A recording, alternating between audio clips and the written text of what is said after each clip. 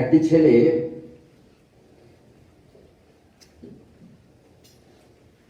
ছেলে পড়তে বসছিল, আর যখন পড়ছিল তখন পড়তে পড়তে 1 ঘন্টা হলো। ছেলে বারবার সেই রান্নাঘরের দিকে বারবার দেখতে বলছি এতক্ষণ 1 ঘন্টা বললো, মা আসছে না। আবার কিছুক্ষণ পড়লো 2 ঘন্টা হয়ে গেল, মা আসছে না। তখন আস্তে করে সে গিয়ে মোবাইলটা তুললো, আর মোবাইলটা তোলার সঙ্গে সঙ্গে তার মা সঙ্গে সঙ্গে চিৎকার করে উঠলো, ওটা নিয়েই থাক, মায়ের তো দরকার নাই, ওটা নিয়েই থাক।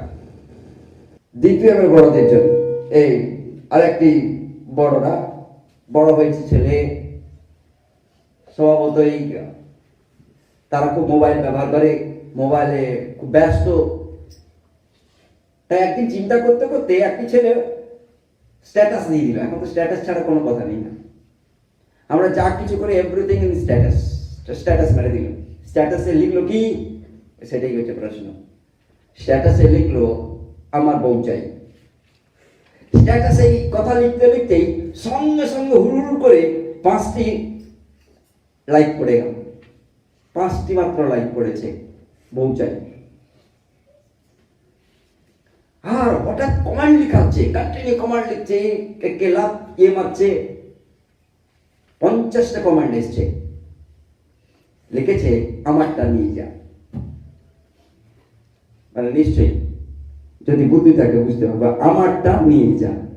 এর মানে সকলে 50 জন কমান্ডে লিখেছে আমার বউটা নিয়ে যা। তোর যখন বউ দরকার, তাহলে কটা বউ হয়ে গেল? 50টা বউ। একটা স্ট্যাটাসেই 50টা বউ। তাই স্ট্যাটাস আমাদের অনেক ক্ষেত্রে কি করে, ডবলের ডবল, একটা চাইলে 50টা। আজকে আমরা দেখব বাইবেলের পথ যেটা পড়েছি, সেটা পড়ার পূর্বে, সেটা যাওয়ার পূর্বে 2টি পথ বিশেষ করে আজকের এক্সট্রা আমরা দেখার চেষ্টা করব। যদি এর সঙ্গে কোনো লিঙ্ক নেই, কিন্তু যেহেতু প্রভু ভোজ রয়েছে সেহেতু এই অংশটি আমরা আগে পড়ে নিই। প্রথম করিন্থীয় 5 অধ্যায়ের 1 পদ আমি পড়ছি। কোন ব্যক্তি যদি ব্যভিচার, কি লোভী, কি প্রতিমা পূজক, কি কটুভাষী, কি মাতাল, কি পরধনগ্রাহী হয়, তবে তাহার সংসর্গে থাকিতে নাই। এমন ব্যক্তির সহিত আহারও করিতে নাই। পরিষ্কার বলে, কোন ব্যক্তি যদি ব্যভিচারী হয়, কি লোভী হয়, কি প্রতিমা পূজা হয়, কি কটুভাষী হয়, কি মাতাল হয়, পরধনগ্রাহী, লোকের সম্পদ মেরে নেওয়ার বিভিন্ন রকমের তার ছলচাতুরি থাকে, তার সংসর্গে থাকিতে নেই। তারপরে কি বলছি জানেন ঈশ্বর বাক্যে, তার সঙ্গে আহারও করতে নাই। এই রহস্যের জায়গাতে যদি আপনি দেখা যায় আপনার পরিবারে আপনার স্ত্রী, আপনার স্বামী হয়, তখন তো মুশকিল, কোশ্চেনটাই ছেড়ে দিয়ে গেলাম। দেখা গেল আপনার স্ত্রী পরধনগ্রাহী, যেভাবে উল্টে পুটে অন্যটা নেই, মাতাল হয়, প্রতিমা পূজা হয়, হঠকারী। এর মানে এখানে লেখা রয়েছে হঠকারী নয়, এখানে কি অন্য ভাষা দিয়ে লেখা রয়েছে, কি লেখা রয়েছে? হঠকারীকে এখানে গেছে কটুভাষী, মানে হঠাৎ রেগে যায়। কটুভাষী মানে বাজে বাজে খিস্তি দেয়। আমরা দেখি যদি বস্তি এলাকার মানুষরা, বস্তি কাদের বলে? সেই বস্তি তাদেরকে বলে যেখানে 1 ডিসমিল জায়গাতে 4টা পরিবার থাকে, 100 স্কোয়ার ফিটে। বস্তি কাদের বলে? যারা ছিটে বেড়াতে থাকে, পলিথিন নিয়ে ঢাকা থাকে। আর সেই সব জায়গাতে যে সকল মানুষ থাকে, যে সকল কথাগুলো ব্যবহার করে, যে ভাষাগুলো ব্যবহার করে, সেটা কটু ভাষা। তার জন্য ঈশ্বরের বাক্যে লেখা রয়েছে কটুভাষী যারা, তাদের সঙ্গে থাকতে নেই। থাকা তো দূরের কথা, আরো কি আহারও করতে নেই। এফেসীয় পুস্তকে তার 4 অধ্যায়ের 21 পদে লেখা রয়েছে, তাহারই বাক্য তো শুনিয়াছি, এবং যিশুতে যে সত্য আছে তদনুসারে তাহাতেই শিক্ষিত হইয়াছি। যেন তোমরা পূর্বকালীন আচরণ সম্বন্ধে সেই পুরাতন মনুষ্য ত্যাগ করিয়া, এখানে সহজে আমি বলেছি নতুন মনুষ্য পরিধান করো। এখানে অন্য ভাবে আমি মধ্যখানে বাদ দিয়ে জাস্ট সোজাই চলে গেলাম। মনুষ্য, পুরাতন মনুষ্যকে বাদ দিয়ে নতুন মনুষ্যকে পরিধান করি। আমাদেরকে মানুষ কখন দেখে বলুন তো? আমরা যখন রাস্তায় যাই, কখন মানুষ আমাদের দিকে দেখে? যদি রাস্তার মধ্যে অনেক পাগল যায়, তার দিকে কিন্তু লোক চোখ ঘোরায় না, ঘোরায় না। কিন্তু পাগলের বেশে যদি আপনি যান, আপনার দিকে মানুষ চোখ ঘোরাবে না। সে মেয়েরা যদি খুব সম্ভবত যদি লিপস্টিক ব্যবহার করে, কাজল ব্যবহার করে, তারপরে একটু ছিমছাম ড্রেস পরে যায়, আর যদি পায়ে জুবুর থাকে, সবাই যদি টাকা হিসাব করছে, টাকা সেরকম ধরা থাকবে, দেখতে থাকবে। তার কারণ কি? বস্ত্রের পরিধানেই সবার আকর্ষণ সেই দিকেই যায়। পোশাকের জন্যই মানুষ সেই দিকেই যায়, চোখ ঘোরায়। পোশাকের বাহাদুরির জন্য মানুষ চোখ ঘোরায়। আর ঈশ্বর তিনি তার পবিত্র বাক্য বলছেন, তাই তোমার পোশাক কি হবে? নতুন মনুষ্য পরিধান করো, চোখ ঘোরাবে। তোমার পোশাক, পুরানো পোশাক বাদ দাও। শাস্ত্রে তাই লেখা রয়েছে, পুরানো পোশাক বাদ দাও। বাচ্চাদেরকে কোন যদি এক ড্রেসের ব্যাপার থাকে, নতুন পোশাক দেওয়া থাকে, আজকে যদি নতুন পোশাক এই মুহূর্তে দেওয়া হয়, সে তখন চিন্তা করবে কখন চার্জটা শেষ হবে, দরজাটা বন্ধ করে একবার ট্রায়াল মারবে। ট্রায়াল মেরে একটু এদিকে হাঁটবে, সেদিকে হাঁটবে, আয়না থাকে তো উপায় নেই। 10 মিনিটের জায়গায় দেখা যাবে 1 ঘন্টা লাগবে। কেমন ম্যাচ করছে? যা ড্রেস, আমাদের স্ট্যাটাসের জায়গাটা হচ্ছে ড্রেস। তাই ঈশ্বর তিনি ড্রেসের দিকেও তিনি তাকালেন। তিনি বললেন, তোমার পোশাক পুরানো নয়, নতুন হোক। এখন ঈশ্বরের পবিত্র বাক্যে চলে যাই, দেখি ঈশ্বরের পবিত্র বাক্যে আজকে ইব্রিয় পুস্তক থেকে 7 অধ্যায় থেকে নেওয়া হয়েছে। তাই আজকের ঈশ্বরের পবিত্র বাক্যে যেটা থাকে সেটাই আমরা এখন রটনাটা দেখি। পবিত্র বাক্যে লেখা রয়েছে, এখানে যাজকের বিষয় নিয়ে লেখা রয়েছে। এই যাজকের বিষয় লিখতে গিয়ে ঈশ্বর পবিত্র বাক্যে তিনি নির্দেশ দিয়েছেন, এবং সেই নির্দেশ এবং কে মহাযাজক, কে যাজক, এখানে তিনি পরিষ্কার উল্লেখ করেছেন। এবং সেই যাজকত্বের চরিত্র বা চারিত্রিক গঠন কি হওয়া উচিত সেখানে উল্লেখ করা গেছে। এবং একই সঙ্গে কি ধরনের যাজক আমাদের সঙ্গে রয়েছেন, এবং সেই যাজকের কাজকর্ম পূর্বের এবং বর্তমানে কি একটু ঘষা মাজা করে দেখার চেষ্টা করি। এখন এখানে ঈশ্বরের বাক্যে আমরা পড়ে ফেলেছি, সেটা হচ্ছে 23 পদ থেকে। সেখানে এই প্রকারে লেখা রয়েছে, আর ইহারা অনেক যাজক হইয়া আসিতেছে, কারণ মৃত্যু তাহাদিওকে চিরকালের জন্য লইয়া যায়। কারণ যাজক কোনোদিন যেতে চায় না। যাজককে কে নিয়ে চলে যায়? মৃত্যু নিয়ে চলে যায়। ঈশ্বর যখন প্রথম পৃথিবী মানে আদম এবং হাওয়াকে ঈশ্বর সৃষ্টি করলেন, ঈশ্বরের কোনোভাবেই তার ইচ্ছে ছিল না যে পৃথিবী থেকে মানুষের দেহকে সরিয়ে দেওয়া।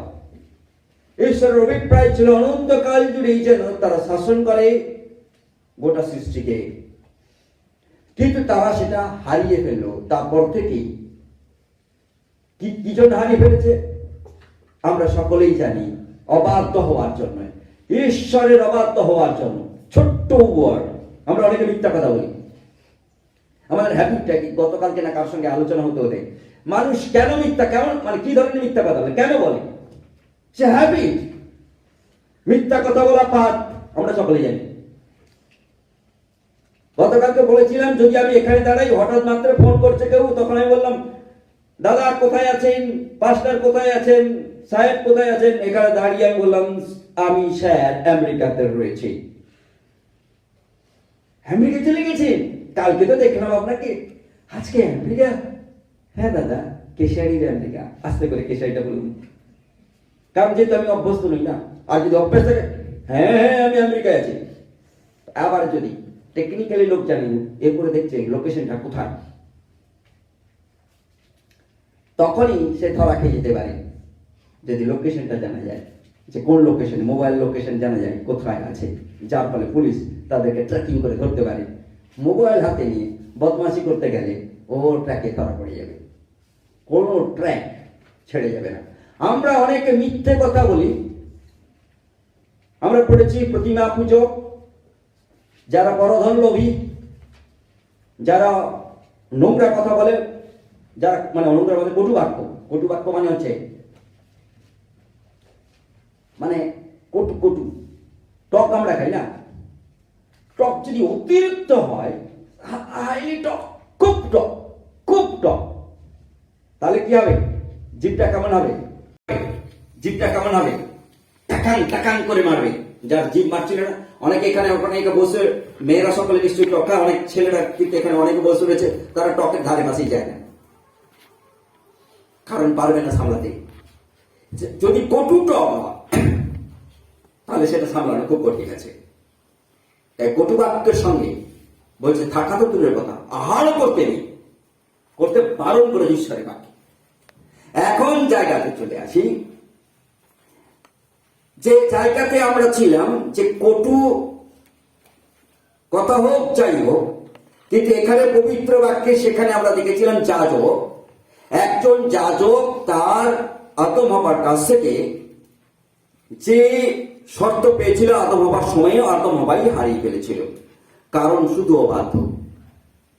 মিথ্যে কথা বলেনি, অবাধ্য হয়েছিল, ঈশ্বরের অনুপস্থিতিতে অবাধ্য হয়েছিল। মিথ্যে কথা বলেনি, মনে রাখি, মিথ্যে কথা তার আর কত মানে কঠিন, কত বাজে হতে পারে।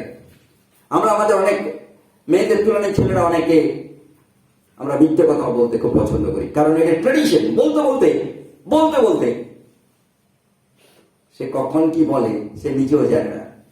তাকে যদি যাওয়ার জিজ্ঞেস করা কি এটা বললি, কই না তো, কারণ যদি সে হ্যাবিচুয়েটেড হয়ে যায় তাহলে সে সাংঘাতিক মিথ্যেবাদী, এবং তাকে নিয়ে কেউ সংসার করা তারই জানে যে আর একটা মিথ্যেবাদী যুগে দুজনই কে কত মিথ্যে কথা বলতে পারে। আর ঈশ্বরের পবিত্র বাক্যে লেখা রয়েছে মিথ্যা কথা বল না। মিথ্যে কথা, চুরি করা, মিথ্যে যেমন অপরাধের সাজা, চুরি করা তো তেমনি সাজা। মিথ্যেতে যেমন অপরাধের সাজা হয়, ব্যভিচারেরও তেমনি সাজা হয়। মিথ্যে কথাতে যেমন সাজা হয়, একটা প্রতিমা পূজাকেরও তেমনি সাজা হবে। একই বিচার, একই ব্যবস্থা পবিত্র ঈশ্বরের বাক্য রয়েছে, সামাজিক বাক্যে নয়।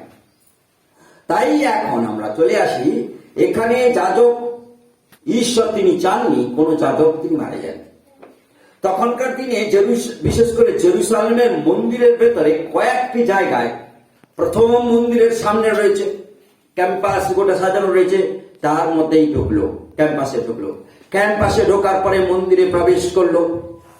মন্দিরে প্রবেশ করার পরেই তারপরে কোথায় ঢুকলো?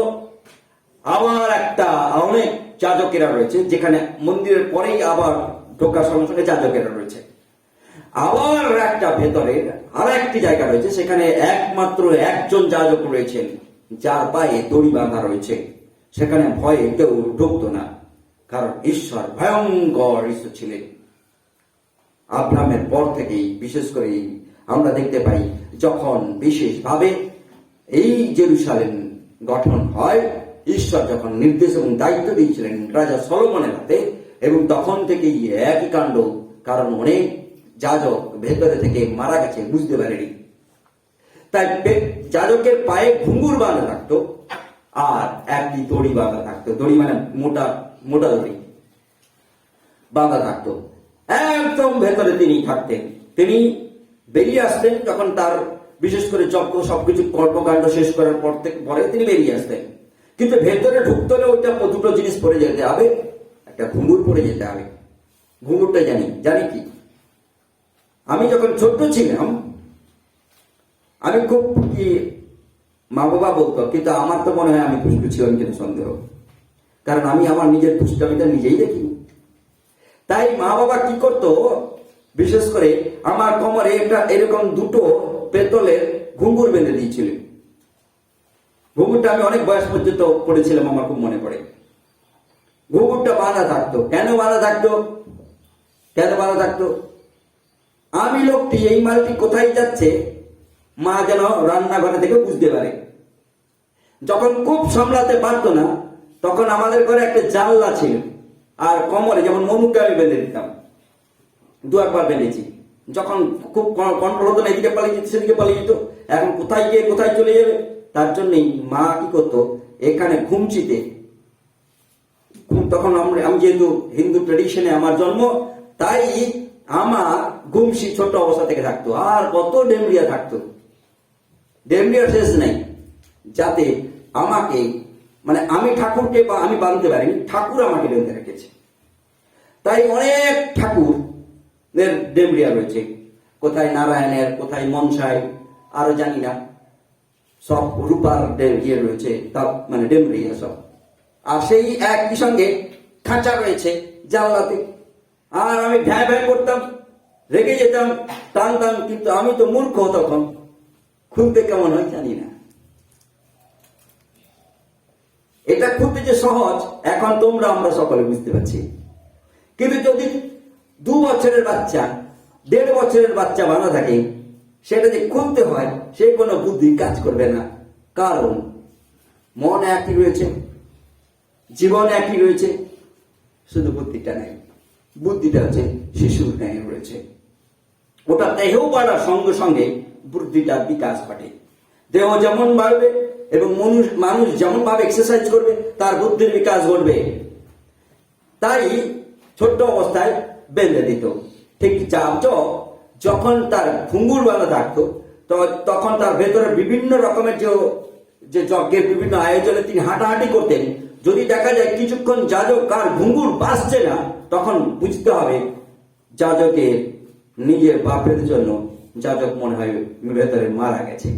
আর তখন সেই চিন্তা করে ভালোভাবে কান পেতে তারা শোনার পরে দড়িটা টানতো, আর টেনে দেখতো যাজকের মৃতদেহ বেরিয়ে আসছে। সেখানে অন্য কেউ নেই, একমাত্র একা যাজক, আর ঈশ্বরের যজ্ঞবেদিতে কিছুই নেই, কিন্তু ঈশ্বরের উপস্থিতি সেখানে থাকতো। এই প্রকারে প্রভু যীশু খ্রিস্টের আসার পূর্ব পর্যন্ত ঈশ্বর তার অদ্ভুত অদ্ভুত হাত দিয়ে তিনি কাজ করেছেন। ফিরে আসবো ঠিক জায়গায়। যাজক কি করতেন? সবচেয়ে পাপ বলি উদ্দেশ্যে তিনি সেই যজ্ঞের জন্য সকলের হয়ে তিনি সেখানে যজ্ঞ নিবেদন করতেন। আর সেই যাজক কি হবে? পবিত্র হতে হবে, না হলে সকলেই জানি এই যাজকের জায়গায় যদি বসা হয় আমাদের সর্বনাশ ঘটবে। তাই কেউ সেই পদে অধিকারী হওয়ার ইচ্ছা প্রকাশ করত না, কারণ সেই ভেতরে গেলে যদি অপরাধ নিয়ে যায়, মৃত্যু যাজকের হবেই, ভেতরে হবে, অথচ তাকে কেউ গলাও টিপবে না, কিছু করতে হবে না। তাই তার পায়ে দড়ি বাঁধা থাকতো, কারণ ভয়ে তার ভেতরে কেউ ঢুকতো না, ওই একজন যাজক ছাড়া। ভেতরে যত পরিষ্কার পরিচ্ছন্ন ওই যাজকই করতো, ভেতরে কেউ ঢুকতো না। আজকে সেই যাজকত্বের কথা নিয়ে ঈশ্বরের পবিত্র বাক্যে আমরা দেখেছি এবং শুনেছি। আর একবার পুনরাবৃত্তি করার চেষ্টা করি 23 পদে, কারণ মৃত্যু তাহা ইহাদিওকে চিরকাল থাকিতে দেয় না। এর মানে এইভাবে মৃত্যু হতো। আর যারা বাইরে যে যাজকেরা থাকতো, যারা ছোট যাজকেরা যারা থাকতো, যারা ঈশ্বরের লোকেরা যারা থাকতো, যারা সেবা দিত, তারা অনেকে বাইরে থাকতো, এবং কিন্তু তাদের মৃত্যু হতো, বয়স হয়ে যাওয়ার সঙ্গে সঙ্গে মৃত্যু হতো। তাই শাস্ত্র অনুসারে কিন্তু তিনি অনন্তকাল থাকেন, তাই তাহার রাজ্যত্ব, যাজকত্ব, রাজ্যত্ব অপরিবর্তনীয়। এখন তাহলে আমরা ট্রেডিশনাল বা প্রথাগত নিয়মে যারা যাজক বা পুরোহিত বা বর্তমান আমরা যাদেরকে চার্চ ফাদার বলে ইঙ্গিত দিচ্ছি, তখনকার দিনে দেখতে পাই ভিন্ন প্রকারের রূপ ছিল।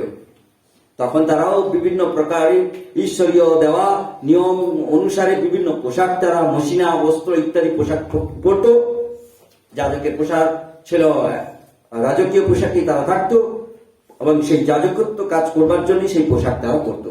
কিন্তু অন্যদিকে আমরা যদি দেখি, শামুয়েলের দিকে যদি দেখি, একটু নজর ঘোরাই, তিনি যাজক ছিলেন না। তার মাথায় দেখা যাবে জ্বর অনেক ছিল, মানে তেল পেতেন না তো, বা নিজের দিকে দৃষ্টি ছিল না, খাদ্য পেতেন না, কারণ তার কোনো সোর্স ছিল না। কেউ যদি খেতে ডাকুক খেয়ে নিল, না ডাকলে চলতে থাকুক। কিন্তু তার সিদ্ধান্তই ঈশ্বরীয় সিদ্ধান্ত ছিল। যাজক কিভাবে চলতো? যাজক এলিও, শামুয়েল এদের মতোই, এদের সিদ্ধান্তই যাজক চলবে। তাই পার্থক্যটা একটু ভিন্ন প্রকারের। কারণ তারপরে এই লোকেরা, এদের গায়ে দেখা যাবে ছেঁড়া পোশাক, স্ট্যাটাস মারার মতো কিছু নেই। আর যাজকদের কি স্ট্যাটাস দেওয়ার মতো অনেক জায়গা রয়েছে, মন ঘোরাবে মানুষদেরকে। আর তখনকার দিনের যাজক আর এখনকার দিনের যাজক সকলেই যদি মন ঘোরানোর চেয়ে জীবন না ঘোরায়, তাদের পায়ে দড়ি বাঁধা রয়েছে। আজকে যার জন্য ঈশ্বর, তিনি কি করলেন? ঈশ্বর তিনি তার এক যাজককে পাঠালেন। তিনি, এখানে শাস্ত্রে লেখা রয়েছে, তিনি অনন্তকাল থাকেন। এই যাজকের তিনি অনন্তকাল থাকেন, তার যাজকত্ব কখনো পরিবর্তন হয় না। এই যাজক, এবারে আমরা এখন আপনারা আসছেন, আমরা যাজক, আমরা প্রভু বল দিচ্ছি, আমরা আপনাদের জন্য প্রার্থনা করি। যখন আপনারা অল্টারে প্রার্থনা করেন, যাজকরা মনে রাখা উচিত এই প্রার্থনাটা অন্য কেউ যেন না করে। যাজক যখন উপহার নিয়েছে সেই মুহূর্তে যেন প্রার্থনা যেগুলো রয়েছে যেন প্রার্থনা করে, কারণ that is the rules in the biblical code. কারণ লোকেরা আসে, তারা নেওয়ার জন্য আসে, তারা দেওয়ার জন্য আসে না। সিদ্ধান্ত নিতে আসে, সিদ্ধান্ত দেওয়ার জন্য আসে না। তার জন্য তারা যখন প্রার্থনার অফারিং করে, তাহলে কারা যাবে? তখনকার দিনে যাজকেরা, সাধারণ যদি বিষয় হতো সেইখানে যাজকেরা ম্যানেজ করে দিত। খুব গুরুত্ব, খুব কঠিন বিষয় থাকলে ভেতরে তিনি মান যাজক রয়েছেন, তার কাছে ইনফরমেশন যাবে, তিনি বা ইনফরমেশন নিয়ে তিনি ভেতরে ঢুকে যেতেন। তার উদ্দেশ্যে যে সকল যজ্ঞ টজ্ঞ তার ভেতরে তিনি করবেন, যাতে তার পাপ ক্ষমা পায়, তার সমস্যার সমাধান হয়, তার কুষ্ঠ থেকে যেন সূচি হয়, ইত্যাদি ইত্যাদি কত রকমের সমস্যা। তাহলে কে নিবেদন করছে? লোকেরা এসছে, নিবেদনটা কে করছে? তাদের হয়ে যাজক করছে। আমরা অপরাধী ছিলাম, আমাদের হয়ে করবার দরকার রয়েছে, কারণ আমাদের অপরাধ কখনো আমরা নিয়ে যেতে পারি না। আমরা যদি নিয়ে যাই, কোথায় নিয়ে যাব? দরজা পর্যন্ত নিয়ে যাবো, তারপরে তো ঢুকতে দিবে না। আমি ঢুকবেন কি করে? তার প্রথমে বলছি, হ্যালো তুই কোথায় আছিস? না আমি আমেরিকাতে আছিস। তারপরে কিছুক্ষণ বলছি, তোর পাসপোর্ট হয়ে গেছিল নাকি? তুই তো বলিসনি। পাসপোর্ট কি রে, ভিসা পর্যন্ত হয়ে গেছে, কিন্তু ভুলে না সেগুলো রেখে দিয়েছি, মনে আজকে ফিরে যেতে হবে। আমেরিকা থেকে সে আজকে ফিরে আসবে, ভিসাগুলো রেখে দিয়ে চলে এসেছে। আজকে আমরা অনেক সময় এই যাজকত্বের এই জায়গাগুলোতে ভরে আমরা চাই, এবং যাজকত্ব যারা আমরা করি, আমরা জানি না আমাদের যাজকত্বের কাজটা কি, আমরা অনেক সময় বুঝতে পারি না, বোঝার চেষ্টা করি না। এবং সেই বিষয়ে বিবলিক্যাল ঈশ্বরের বাক্য কি বলে, পূর্বের যাজকেরা কি করত, আমাদের প্রভু যীশু খ্রিস্ট যিনি যাজক ছিলেন তিনি কি করতেন? তিনি ঢুকে গেলেন মন্দিরের মধ্যে জেরুজালেমে, ঢুকে গিয়ে কি বললেন? তিনি একদিন যিশায়া পুস্তক থেকে বললেন, আর তাতেই লোকেরা ঠেলাঠেলি করে সেই জায়গা থেকে তাকে বের করে দিল। কেন বের করলো? এগুলো সবই যাজকত্বের ইন্ধনে বের করেছিল। যে যাজক তার ভেতরে থাকার কথা, তাকে বের করে দেওয়া হচ্ছে। আবার একদিন ঢুকলেন, অনেক লোক নিয়ে ঢুকলেন। যেদিন একাকী ছিলেন তখন কেউ ছিল না, আবার একসঙ্গে অনেক লোক দিয়ে ঢুকলেন। ঢুকে কি করলেন? ঢুকে মন্দিরের ভেতরে যে সকল ব্যবসা চলছিল সেগুলোকে উলট পালট করে দিলেন, উলট পালট করে দিলেন। আর তিনি কি বললেন? আমার পিতার গৃহ দস্যুর গহ্বর বানিয়েছ। এটা প্রার্থনা জায়গা হওয়ার কথা ছিল, তাই ঈশ্বর তিনি দেখতে পাই যে যে যে প্রকারে তিনি করলেন, তিনি পরিষ্কার দিলেন যে ঈশ্বরের জায়গা যেন প্রার্থনার জায়গা হয়, ব্যবসার জায়গা না হয়, ইস্তস্তর জায়গা না হয়। মোবাইলে দেখবেন অনেক চার্চ রয়েছে বা গ্রামের মধ্যে রয়েছে, মোবাইল তার আছে, প্রার্থনার সময় অন হয়ে গেলে রিং, হ্যালো, মোবাইলে হ্যালো করে। চার্চের মধ্যে হ্যালো করার জায়গা? কাকে হ্যালো করার জায়গা? যার জন্য এসছে তাকে হ্যালো করেনি, তার সঙ্গে আর একটা ইনস্ট্রুমেন্ট, স্ট্যাটাস মারার ইনস্ট্রুমেন্ট নিয়ে এসছে, হ্যালো করতে আরম্ভ করে দিয়েছে চার্চের ভেতরে। তাকে সেই ইনস্ট্রুমেন্টটা কিসের? তাকে কন্ট্রোল করার জন্য। ওই যে আমি তো এটা বলেছিলাম, ছোট্ট বাচ্চাদের ছোট্ট চুটকা বলছিলাম না, 1 ঘন্টা পড়লো মা আসে, কারণ মার দিকে কেন বারবার দেখছে, আর কিছু একটা নিয়ে আসবে খাবারটা, তারপরে আবার পড়লো দুধ, 2 ঘন্টা হয়ে গেল মা আসেনি, তখন আর সামনে মানে চুপটি করে আস্তে আস্তে কি মোবাইলটা নিয়ে চলে এসছে। আর তখন মা কিন্তু আছে, 1 ঘন্টার সময় সে আসেনি, কিন্তু তাও বাচ্চার সঙ্গে আছে, সে দেখছে। 2 ঘন্টায় যখনই মোবাইল ধরেছে, তুই মোবাইল নিয়ে থাক, মায়ের তো দরকার নাই। আমরা অনেক সময় এই প্রকারের চার্চে মোবাইল নিয়ে থাকি, ঈশ্বরের আমাদের দরকার হয় না। আমাদের বর্তমান যারা যাজকেরা রয়েছে তাদেরও এটা তো প্রয়োজন হয় না। তারা রবিবার এলো, নমনম করলো, নমনম মানে বুঝতে পারছি যারা পূজা করে না, নমনম করলো, চলে গেল। তারপরে তাদের ছেলেপুলের লাইফ, তাদের লাইফ সম্পূর্ণ ভিন্ন প্রকারের হয়ে গেল। তার জন্য বাইবেলে 2টি অংশ এক্সট্রা করেছিলেন যে এদের সঙ্গে তো থাকা দূরের কথা, আহার করা বারণ করা রয়েছে। তাদের সঙ্গে তার ছেলেপুলে তারা ওঠা বসা করছে। ছেলে মেয়েরা এখন সানডে স্কুলে, ছোট ছেলেকে সানডে স্কুলে পাঠান না, বড় হলে সে কি হবে?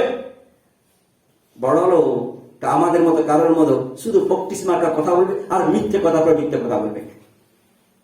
তারা ঈশ্বরকে কখনো জানবে না, আর তাদের জীবন সেই পুরানো যাজকদের মতোই মৃত্যু অনিবার্য হবে।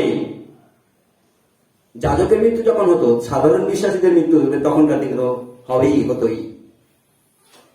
তাই যারা কন্টিনিউ মিথ্যা কথা বলি, কোনো মনে করি না মিথ্যা কথাটা কি কথা হলো, এটা মিথ্যা কথা কি আর আছে? কিছু নেই, তোমার কাছে কিছু নেই, পবিত্রতার কাছে সবকিছুই। আমি এই জাতে জামাটি পড়েছি, যে ক্যাশাকটি পড়েছি, আপনি এই ক্যাশাকে যদি একটুকরো কালো দাগ লাগিয়ে দেন, আপনারা এতজন বসে রয়েছেন, সবাই দেখবেন ক্যাশাক, এত বড় ক্যাশাক আপনি পড়েছে, আপনি দেখবেন না, ওই কালোটার দিকে আপনার চোখ যাবে কি যাবে না? যাবে। দেখেছেন? এই এক টুকরা যদি আমি এখানে কোথায় লাগিয়ে দিই, বা যদি আমি খুব আরো ফর্সা হই, যদি এখানে কোনো কালো দাগ থাকে, যত যাই হোক আপনার চোখ কিন্তু সেখানে ঠিক করে যাবে, খিটখিট করবে, ব্যাপারটা চোখটা যাবে। আপনার পা মিথ্যে কথায় ঈশ্বরের চোখ কিন্তু বারবার যাবে, আপনার কাছে সেটা ভিন্ন, কিন্তু ঈশ্বর তিনি আপনার ওই মিথ্যে কথাটার দিকে বারবার চোখ পড়াচ্ছে, বারবার চোখ পড়বে। এটাই হচ্ছে পবিত্রতা মধ্যে একটা কালো স্পট। আপনার জীবনের গোটা পবিত্রতার মধ্যে একটা কালো স্পট, সেটা কিন্তু দেখতে পাবে। একাই আপনার কালো স্পট আপনি ফুটিয়ে দিবেন। যারা মিথ্যে কথা বলি, দয়া করে তাদের বলি, এই ক্যারেক্টারটা, এটা হচ্ছে লুজ ক্যারেক্টার। সকলে বলে অনেক সময়ে মানুষ যখন, আর একটা বড়দের জন্য বলছিলাম, বড়দের জন্য মানে ছোট বাচ্চা যখন বড় হয়ে যায়, সে হঠাৎ স্ট্যাটাসে দিয়েছিল আমার বউ চাই। কটা লাইক দিয়েছিল? 5টা লাইক দিয়েছিল। লাইক কটা দিয়েছিল? 5টা। আর কমেন্ট কটা দিয়েছিল? 50টার অধিক কমেন্ট এসছে, আমারটা নিয়ে যা। কিছু বলেনি, আমার বউ নিয়ে যা বলেনি, আমারটা নিয়ে যা। কেন নিয়ে যা? হতে পারে তার জীবনে সেটা কালো স্পট। প্রথমে ভালো মনে করেছিল, এও বলছে যে আমার বউ চাই না, তখন খুশি। দেখা যাবে পাওয়ার পর দেখা যাবে তখন বলি যে আবার 1-2 বছরের পরে বলে আমারটা নিয়ে যা। কালো স্পট। তার চেয়ে এই স্পটে চাও, সাংঘাতিক স্পট হচ্ছে মিথ্যে কথা বলা। পরিবর্তন হতে চেষ্টা করি, অভ্যাসের দাস মানুষ আমরা। ঈশ্বরের কাছে যদি পবিত্রতা চাই, ট্রেডিশনাল এইসব মিথ্যে জায়গাগুলোকে সরাই। সে প্রতিমা পূজা হতে পারে, মিথ্যে হতে পারে, যারা করি অভ্যাসে করতে পারি, কিন্তু ঈশ্বরের চোখে এই ছোট্ট কালো স্পটটা কিন্তু ঈশ্বর করে দেখবে। মনে রাখি। তুমি দেখতে পাবে না, আমরা দেখতে পাবো না, আপনারা দেখতে পাবেন না, কিন্তু ঈশ্বরের চোখে পড়বেন। তাই আমি যেটা পড়েছি কালো দাগ, এখানে যদি কালো দাগ থাকে আমার চোখ পড়বে না, কিন্তু আপনাদের চোখ পড়বে। আপনাদের চোখ বারবার ঘুরে সেই দিকে যাবে, বারবার ঘুরে সেই দিকে যাবে। কালো স্পট। আমরা অনেক প্রথাগত নিয়মে আমরা অনেক সময় বিশ্বাসে এইভাবেই বেড়ে উঠেছে, আর এই বিশ্বাসে এই জায়গাগুলোকে আমাদেরকে সরিয়ে রাখতে হবে। তাই একইভাবে একজন যাজক, তখনকার দিনে যাজক তারা যারা করতো, তখনকার যাজকত্বের পোশাক তারা থাকতো এবং সেই পোশাকে যেত। অপরাধের যাজক যদি নিজে অপরাধ করতো, যিনি মেন যাজক ছিলেন তার মৃত্যু অনিবার্য। অন্য যাজকদের ঈশ্বর অনুগ্রহ দিয়ে, যার জন্য সেই পবিত্র স্থানে তারা যেতেন না, তারা বাইরে অন্য এক মন্দিরের আর একটি যে বিশেষ যে আর একটি যজ্ঞবেদী রয়েছে, সাধারণের যে যজ্ঞবেদী রয়েছে, তারা সেখানে যজ্ঞ টজ্ঞ করতেন। কিন্তু ভেতরের পবিত্রতম জায়গাতে, পবিত্র থেকে পবিত্রতম জায়গাতে একমাত্র একজন যাজক যেতেন। ভেতরে যা কিছু পরিষ্কার পরিচ্ছন্ন তিনিই করতেন, তিনিই একমাত্র সমাধানের রাস্তা। আর অনেক সময় দেখা গেছে মৃত্যু হয়েছে। তখনকার দিনে ঈশ্বরের অনুগ্রহ বেশি কাজ করতো না, ঈশ্বরের নির্দেশ কাজ করতো। আমরা নতুন নিয়মে দেখার চেষ্টা করি।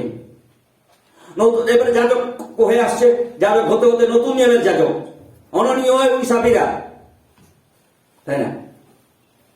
তাদের সম্পত্তি বিক্রি করেছিল, বিক্রি করে দিয়ে তারা কি করেছিল? সম্পত্তি বিক্রি করে দিয়ে আর কিছু সম্পত্তি অন্য জায়গায় লুকিয়ে রেখে দিয়েছে। টাকা সম্পত্তি বিক্রি করবার টাকা আছে, কিছু টাকা তারা লুকিয়ে দিয়েছে তাদের ভবিষ্যতের জন্য। আর এনে বাকি অংশটি নিয়ে যাজকদের কাছে দিয়ে বলছে, প্রেরিতদের কাছে দিয়ে বলছে, যা কিছু বিক্রি করেছিলাম সবটাই আপনাদের পাইয়ে দিলাম। সেখানে যাজকেরা যায়নি, প্রেরিতরাও যায়, মানে যাজক বা প্রেরিতরা যায়, নতুন নিয়মের যাজক। আর সেই যাজক তিনি বললেন, তুমি মিথ্যা কথা বললে, দেখতে কি করে পেল? ঈশ্বর তিনি কথা বললেন এবং সেই সঙ্গে সঙ্গে কে মারা গেল? তাকে বলেনি তোর এই মিথ্যা কথার জন্য অভিশাপ দিলাম। প্রেরিতরা কোনোদিন একটাও ভুলো তাদের মুখ থেকে অভিশাপ বেরোয়নি, কিন্তু শুধু বললেন তুমি মিথ্যা কথা বললি। আর সেই মিথ্যা কথা বলার জন্য কি হয়েছিল? কে বলবে? কি হয়েছিল? খাটের নিচে বসে মারা গেছিল। খাটের নিচে বসে, মানে আমি দেখতে পাইনি তো, কারণ এই সিস্টেমটা রয়েছে। মারা গেছিল। কে মারা গেছিল প্রথমে? কে? ছেলে না মেয়ে? ছেলে। পুরুষটা মারা গেল। একসঙ্গে আসেনি, আলোচনা করেছিল একসঙ্গে, মিথ্যা কথা বলবে একসঙ্গে, আলোচনা করে মিথ্যা কথা বলার জন্য একসঙ্গে একত্রিত হয়ে অর্ধেক জনই গেছে, বলেছে পুরোটাই দিলাম, মৃত্যু হলো। তারপরে দ্বিতীয় জন এলো, একই কথা বললো, বলছে তুইও বললি, তোর আগের তোর মরে টেনে নিয়ে গেছে, আবার তুইও বললি, সেও মারা গেল। ফার্স্ট সেঞ্চুরির ঘটনা, ঐতিহাসিক ঘটনা। ঈশ্বর তিনি বুঝে দিলেন এখন সাংঘাতিক যাজক, এই যাজক সাংঘাতিক যাজক, তারা বোঝেন পবিত্র জায়গায় গিয়ে মিথ্যে কথা বলা এত সহজ হলো কি করে? আমাদের অনেক ছেলে মেয়েরা রয়েছে, বিশেষ করে ছেলেরা যখন বড় হয়ে ওঠে তারা প্রচুর মিথ্যে কথা বলে, প্রতিটা ঘন্টায় মিথ্যে কথা বলতে তাদের বিবেক কাঁদে না, মাথা উঁচু করে মিথ্যে কথা বলে। কিন্তু একটা দিন আসবে তার জীবন শেষ হয়ে যাবে আনিনা সাবিরার মতো। অভিশাপ দিতে হবে না। অননীয় সাবিরাকে প্রেরিতরা বা যাজকেরা অভিশাপ দেয়নি, কিন্তু যা শুনে মিথ্যা কথা বলনি তাতে। তারপরে কিন্তু আর এই ধরনের ঘটনা ঈশ্বর ঘটায়নি, কারণ ঈশ্বর বুঝিয়ে দিয়েছিলেন আমি আজও সেই একই ঈশ্বর আছি, আমার সামনে মিথ্যে কথা বলাটাই ও পাপ। আমি একই পবিত্র, আমার পবিত্রতায় কোনো কেউ যেন কলঙ্ক না লাগাতে পারে, কারণ আমি পবিত্র, অতীব পবিত্র। তাই পবিত্রের তারা রং কিভাবে আমরা ব্যবহার করি? পবিত্রের রং কি? কেউ বলে সোনা, কেউ বলে ধুকধুকে সাদা, তার জন্য দেখতে পাই যাজকদের পোশাক কেউ একদম গোল্ডেন কালারের পোশাক পরছে, আবার কেউ বা সাদা পোশাক পরছে। এখন ফিরে যাই ট্র্যাডিশনাল, এবারে প্রথাগত নিয়মে যারা যাজক ছিল তারা বয়স হয়ে গেলে মৃত্যু হতো, কারণ আদম হবার থেকে অভিশাপ স্বভাবতই ঈশ্বর তিনি ক্ষমা করলেন যীশু খ্রিস্টের দ্বারাই, কিন্তু দেহের মৃত্যু তিনি রাখলেন, এটা পরিবর্তন করলেন না। কারণ বর্তমান যিনি যাজক তিনি তখনও পরিবর্তন ছিলেন না, এখনো পরিবর্তন হয় না। এবং ঈশ্বরের পবিত্র বাক্যে লেখা রয়েছে প্রভু যীশু খ্রিস্ট কখনোই তিনি চেঞ্জ হন না, তিনি অপরিবর্তন। আমরা একটা তাই জন্য গান গাই, প্রভু যীশু খ্রিস্ট কখনোই তিনি পরিবর্তন হন না, তিনি আনচেঞ্জিং, he never change, he never change. আমরা চেঞ্জ হই, আমাদের বয়সের সঙ্গে সঙ্গে আমরা চেঞ্জ হই। ছোট অবস্থায় মিথ্যা কথা বলছিলাম না, ছোট্ট অবস্থায় ঘুমসি থেকে এটা খুঁজতে পারতাম না, ছোট অবস্থায় লুকে লুকে গিয়ে জিনিস আনতে পারতাম না। একটু একটু বড় হতে হতে আমাদের মধ্যে পাপ আস্তে আস্তে করে বাড়তে থাকে এবং পাপ প্রকাশ পায়, এবং সেই পাপটা যখন আমি ধরে বাঁচার চেষ্টা করি সেটা বই প্রকাশ হয়। কোন পাপ যখন আমরা ধরে বেঁচে থাকার জন্য চেষ্টা করি আর বই প্রকাশ অপরুষ আমরা অ্যাকশন আরম্ভ করি। আমরা হঠাৎ যেতে যেতে চুরি করি না, কিন্তু কেউ যেতে যেতে চুরি করে। আগে থেকে আপনার প্ল্যানিং হয়, ব্রেনে প্ল্যানিং তৈরি হয়, প্ল্যানিং তৈরি করার পরেই তারপরেই কখন যাব, কিভাবে যাব, বারবার গিয়ে দেখার চেষ্টা করি, তারপরে চুরি করি। হঠাৎ চুরি হয় না, প্ল্যানিং থাকে আগে থেকে। জিনিস দেখার সঙ্গে সঙ্গে প্ল্যানিং তৈরি হচ্ছে, কম্পিউটার মতো কম্পিউটার কাজ হচ্ছে, কাজ করার পরে তারপর তুলে নিয়ে চলে গেলাম। ওই যে 5 মিনিটের মধ্যে 1 মিনিটের মধ্যে সিদ্ধান্ত রেডি, তুলে নিয়ে চলে গেলাম। তাই এই যে আমরা ট্রেডিশনালি এইভাবে চলতে চলতে চলতে চলতে ঈশ্বর বলছেন তখনকার যাজকেরা তারা মরেই গেল, মৃত্যু অনিবার্য ছিল। এখনো যারা যাজকেরা আমরা যারা রয়েছি আমাদের মৃত্যু অনিবার্য, কারণ ঈশ্বর থেকে এটা এই দেহের শেষ দেখা করে দেওয়া হয়েছে। এখন ঈশ্বর বলছেন আমি যে যাজক, সেই যাজকের কথা বলা হচ্ছে যেটা স্বর্গীয় যাজক, যিনি প্রভু যীশু খ্রিস্ট, তিনি স্বর্গীয় যাজক, যার মৃত্যু নেই, যার মৃত্যু নেই। শাস্ত্রে লেখা রয়েছে তিনি অনন্তকাল থাকেন আর তাহার যাজকত্বের কোনো পরিবর্তন ঘটবে না, কোনো পরিবর্তন হবে না। আনিনা সাপিরার যেমন মিথ্যে কথার কোনো পরিবর্তন ঘটেনি, মিথ্যে কথা বলার সঙ্গে সঙ্গে মৃত্যু, ঠিক একই প্রকারে ঈশ্বর প্রভু যীশু খ্রিস্টের সামনে যখন আমরা মিথ্যা কথা বলি তখন তিনি অপরিবর্তনীয় যাজক। তাই সে মিথ্যার যে যা ঘটনা তা ঘটতে পারে যে কোনো সময়। এই জন্য যাহারা তাহাদের ঈশ্বরের নিকটে উপস্থিত হয় তাহাদেরকে তিনি সম্পূর্ণ রূপে পরিত্রাণ করিতে তিনি সমর্থ, কারণ তিনি জীবিত আছেন। এই যাজক চিরকাল জীবিত রয়েছেন। তিনি এই যাজক তখন পরিত্রাণের জন্য ঈশ্বরের নিয়ম বিধি মেনে কাজ করত, আর এখন যাজক তিনি কি করছেন? তিনি পরিত্রাণের জন্য সরাসরি আপনাদের সামনে এসে পৌঁছে গেছেন, সরাসরি, যার মৃত্যু নেই, যার মৃত্যু নেই। আপনি এই যাজকের সঙ্গে যদি আপনি থাকেন আপনার মৃত্যু হবে না, অনন্তকালের জন্য মৃত্যু হবে না, চিরকালের জন্য আপনি জীবিত থাকবেন। আপনার দেহের মৃত্যু ঘটলেও, কারণ তিনি স্বর্গে গেছেন, এই যাজকের সঙ্গে এই যাজকত্বের সেবা যদি কন্টিনিউ নিতে থাকেন, আপনাকে ঈশ্বর তিনিও যেমন স্বর্গে গেছেন আপনাকেও স্বর্গে নিয়ে যাবেন, কারণ তিনি সামর্থ্য পরিত্রাণ করণার্থে। এখন যে জায়গাতে আমরা চলে আসি, এবারে পরের জায়গাতে দেখা যাচ্ছে যে এই যাজকের চরিত্র কি। আমরা যাজকের ক্ষমতা দেখলাম, এই যাজক তিনি ক্ষমতাবান, এখান থেকে পরিষ্কার এই যাজক তিনি ক্ষমতাবান। এখন যাজকের চরিত্র কি এখানে লেখা রয়েছে, তাই চরিত্রগুলো 24, 25 এবং 26 পদে উল্লেখ রয়েছে। কি লেখা রয়েছে? যে যাজকত্ব তিনি 25 থেকে যদি আমরা বলি, এই জন্য সেখানে লেখা রয়েছে যে তার চরিত্রকে তিনি পরিবর্তন হন না। 24 পদে লেখা রয়েছে তিনি পরিবর্তন হন না। 25 পদে লেখা রয়েছে তিনি কি না, তিনি এখানে 25 পদে এই জন্য যারা তাহাদের ঈশ্বরের নিকটে উপস্থিত হয় তাদেরকে তিনি সম্পূর্ণরূপে পরিত্রাণ করবার জন্য তার সামর্থ্য রয়েছে। এরপরে কি লেখা রয়েছে 25, তারপরে শেষ অংশে 25 শেষ অংশে লেখা রয়েছে কি তিনি আমাদের জন্য অনুরোধ করছেন। তার কার্যকরী ক্যারেক্টার হচ্ছে তিনি আমাদের জন্য প্রার্থনা করছেন। কারণ আমি যাজক, এর মানে যেটা প্রথমে বলছিলাম, আমি যাজক, আমার কাছে যখন প্রার্থনা আসবে আমি প্রার্থনা করবো, আমেন।